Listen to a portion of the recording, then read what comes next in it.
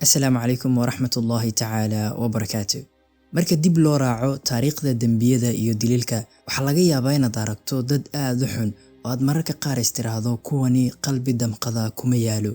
Joseph Matheny waa mid ka mid ah kuwooda ugu arxanka daran, weliba isticmaali jiray hababka ugu xunxun si uu dadka u dilo, ilaa heer uu gaaray in hilibka dadka uu dilo uu ka sameeyo hamburgerka, misna ka iibin jiray dadka kale iyagoo aan wax war ah u haynin in hilibka ay cunayaan uu yahay hilib dadeed. Joseph Matheny waxay dadku u yaqaanaan naanayso aad u tiro badan sida cunaaga hilibka dadka, wuxuuna ahaa qof la tacaala buurnaan zaa'id ah iyo sida uu sheegay haraad uu u qabo dhiiga dadka. Muuqaalkan waxaan ku eegaynaa qisada mid ka mid ah ragga ugu arxanka darnaa ee ay dunida aragto, Joseph Matheny, cunaaga hilibka dadka. Magacaygu waa Maxamed Xuseen, kusoo dhawaada xalaqadeena maanta. Joseph Matheny wuxuu ka mid ahaa 6 walaalo oo ay iska dhaleen aabe in badan aan macluumaadkiisa la shaacin iyo hooyo lagu magacaabo Jane Matheny oo ah qofka uu ka kasbaday magaciisa. Xilli hore asagoo caruur ah ayay qoyskiisa u guureen xaafadda North Point Boulevard ee Maryland iyagoo raadinaya nolol ka fiican midii hore iyo mushaar ka wanaagsan. Markii uu jiray da'da 6aad, aabihii dhalay Joseph waxa uu ku geeriyooday shil uu galay. Midana waxay ahayd dhibaato soo wajahday reerkan maadaama aabahooda uu ahaa qofka keliya ee masruuftooda soo shaqayn jiray. Waxayna leedahay hooyadii dhashay Joseph iyadoo arrinkan ka hadlaysa, ma ahayn mid sahlan inaan buuxiyo baahiyaha carruurtayda. Waxaana sameeyay wax waliba oo aan awood u lahaa si aan u ilaaliyo noloshooda. Falalka dambiyeed ee Joseph waxay ku bilaabmeen kadib raadintii uu raadinayay xaaskiisii oo kala carartay canugooda. Sida uu qirtay waxa uu sheegay qaabka uu xanaaqi u qaaday xaaskiisa ay isugu bedeshay in uu ka arguto dadka darbijiifyada ah iyo kuwa maandooriyaasha isticmaala. Kadib markii ay xaaskiisii kala carartay canugooda, wuxuu maalmo badan ku qaatay isagoo ka raadinaya meel waliba. Dhammaan guryaha ka agdhawaa xaafadooda waa uu ka baaray, iyo waliba buundooyinka hoostooda, qaasatan buundada ay xaaskiisii ku isticmaali jirtay waxyaalaha maandooriyaalka ka hor inta uunan guursanin. Buundadaasi marka uu tagay kama uusan helin xaaskiisa, balse waxa uu kula kulmay 2 nin oo darbijiif ahaa oo lagu kala magacaabiyay Randall Brewer iyo Randy Baker oo uu aaminsanaa in ay maandooriyaasha la isticmaali jireen xaaskiisa.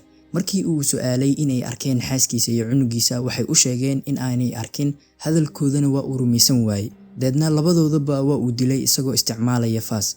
Kadib markii uu dilay 2 nin, ayuu wuxuu arkay nin kalluumaysato ahaa oo halkaasi ka agdhawaa, lagana yaabo inuu arkayay waxa uu sameynayay ninkan. Joseph kama labalabeyn in ninkan uu dabaraaciyo 2 nin ee hore, sidii ayuuna ku dilay. 3 meedna waxa uu ku tuuray webiga si uu u qariyo raadadka dambiga ee uu geystay. Muddo badan kama aysan soo wareegan kadib markii la arkay meedadka, asagana wuxuu ahaa qofka ugu horeeya ee laga shakiya, iyo in asaga uu yahay ninka falkan geystay, maadaama la ogaa in xaaskiisa ay ka baxsatay iyo xiriirka ka dhaxeeyay raggan darbijiifka ah iyo xaaskiisa. Waana la soo qabtay, wuxuuna ku qaatay sanad iyo bar xabsiga gobolka isagoo sugaya in maxkamad la soo saaro. Si kastaba ha ahaatee, waa la sii daayay maadaama aan lagu helin caddeemo muuqda oo tusaya in ninkan uu dilay raggaasi. Kadib markii uu helay xorriyadiisa, Joseph halkaasi waxa uu ka sii watay raadintii xaaskiisa iyo canugiisa. Sidoo kale, falalka dambiyeed ee dilalka ahaana ma uusan ka joogsan ee halkaasi ayuu ka sii watay. Waxyar uun kadib markii xabsiga laga soo fasaxay, Joseph waxa uu dilay 2 dumar oo lagu magacaabiyay Kathy Ann McZener oo 45 jir ahayd iyo Kimberly Spasher oo 26 jir ahayd. Balse markan waxa uu la yimid fikrad ka wanaagsan midii hore, waana fikrad ka xun dabcan. Ka wanaagsan yaan dhihin, waa fikrad ka xun. Halkii uu meedadka ku tuuri lahaa webiga, misna sidii hore oo kale ay ku dhici lahayd lagana yaabo in la ogaado oo xabsi kale uu ku muteysto, Joseph wuxuu meedadkii keenay gurigiisa. Kadib wuxuu bilaabay in uu jarjaro jirkooda. Meelaha ugu habboon ee hilibka fiican lahayd ayuu ka gooyay, waxa uuna ku xareystay refrigerator-ka ama qaboojiyaha. Qaybaha kale ee soo hartayna waxa uu ku soo aasay meel ka fog gurigiisa. Kadib hilibkii uu meedadka ka jarjartay iyo hilib doofaar ayuu isku qasay si aanba loo fahmin farqiga u dhaxeeya 2dan hilib.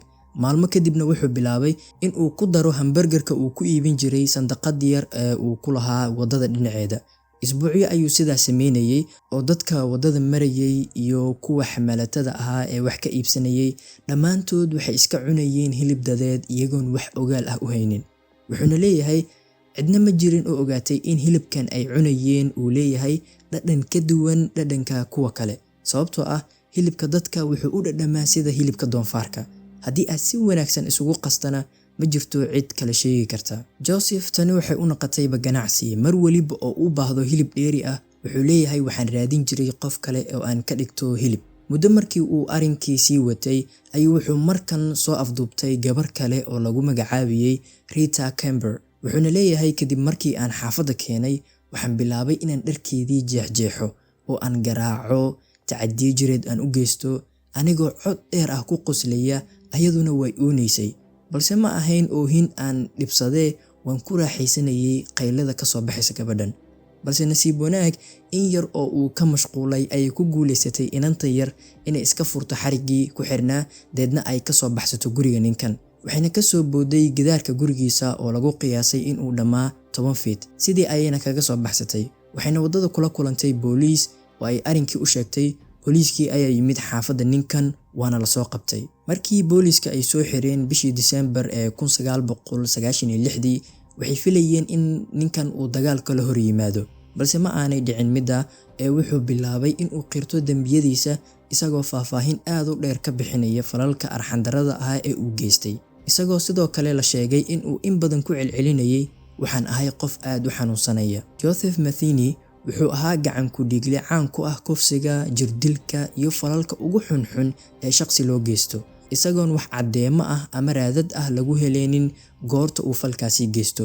wuxuuna ugu dambeyntii qirtay inuu 10 dumar ah ku dilay xaafadda Baltimore isagoo u geystay tacadiyada ugu xunxun sida kufsiga, jirdilka iyo wixii la midka ahba ka hor inta uusan dilin. waxaana lagu xukumay dil toogasho ah iyadoo mar dambe xukunkii lagala laabtay sanadii 2000 misna loogu bedelay xabsi joogto ah inuu ku dhammaysto noloshiisa isagoo la marsiinayo falal ciqaab midooda ugu xun. intii ay socotay baaritaanadii lagu su'aalayay ninkan wuxuu u muuqday mid aan inaba wax shalayta ah ka qabin falalka arxandarrada ah ee uu geystay. hadalladiisa waxaa ka mid ah, marka la eego falalka aan sameeyey waxa kaliya ee aan ka xumahay ayaa ah in aanan helin fursad aan ku dilo labada wacal ee aan ku raad joogay dilkooda, kuwa oo kala ahaa saaxiibadeedii hore iyo doqonka ay hadeer la haasaawayso. sidoo kale asagoo dadka u digaya wuxuu yiri, marka xigtay aad adigoo waddada maraya ay dhacdo in aad aragto goob yar oo cuntada fudud lagu iibinaya taa oo aadan horay u arkin, sheekadan soo xasuuso oo maskaxdaada ha ku soo dhacdo inta aadan cuntada goobtaasi cunin. 5 Agosto 2017 ninkii ku iibinayay hilibka dadka rootiga uu ka ganacsanayay ayaa laga helay asagoo meed ah qolka uu ku xirnaa, wuxuuna jiray da'da 62. Joseph Matheny wuxuu qiyaastii 20 sano ku qaatay jeelka Maryland, halkaasi oo uu ku lahaa qolkiisa qaaska ah, cidna looma dhaweey jirin, asaga oo keligiisa ayaa meel ku xirnaa. Gerard Shields, afyaheenka waaxda jeelka Maryland, ayaa sheegay in meydkiisii laga helay qolkiisa marka ay saacadda ku beegneed 3 aroornimo. booliiskuna waxay sheegeen in ay baaritaan ku wadaan sida uu ku dhintay ninkan iyo waxa sababay, bal ma isleedahay in xanaaqii uu u qaaday xaaskiisa ay ku sababtay xanuun dhanka maskaxda ah ka oo sabab u noqday inuu geysto falalkan arxandarrada ah, ama fikir kale ayaad qabtaa? waan jeclahay inaan fikirkaaga aqriyo oo aad ila wadaagto. fadlan iigu soo qor commentiga hoose. haddii aad nagu cusub tahayna soo dhawow oo kanaalka ku soo biir, muuqaalkana la sii wadaag asxaabtaada. waa inoo yii muuqaalka kan xiga.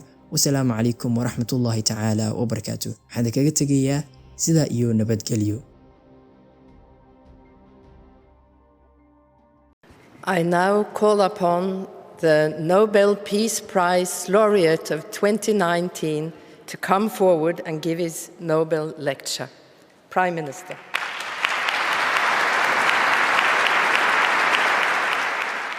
Assalamu alaikum warahmatullahi ta'ala wabarakatuh. sanad kasta waqtiga lagu dhawaaqayo magaca guuleystaha abaalmarinta adduunka ugu caansan ee Nobel Prize waxa dib loo soo cusboonaysiiyaa hadallada ku saabsan abaalmarintan oo la siiyo qofka wax qiimo leh ku soo kordhiyay adduunka sanadaasi. hadallada oo sababa doodo badan iyo muran baahsan oo ku aadan heerka ay ku guuleystayaasha xaq u leeyihiin in ay helaan abaalmarintaasi. dadka qaar waxay u arkaan in doodahaasi kaliya ay ku kooban yihiin dhanka shakhsiyaadka ku guuleysta abaalmarinta nabadda ee Nobel Peace Prize, balse ma ahan sida oo dhinacyada kale abaalmarintanba waa ay ka dhacdaa doodahaasi, oo waxaa la arkay aqoon-yahano soo bandhigay waxtaryo qiimo badan balse aan la siinin abaalmarintan. midaa waxaa ka sii yaab badan in ay jiraan shakhsiyaad haysta abaalmarinta nabadda ee Nobel Peace Prize haddana ummado badan dhibaato u geystay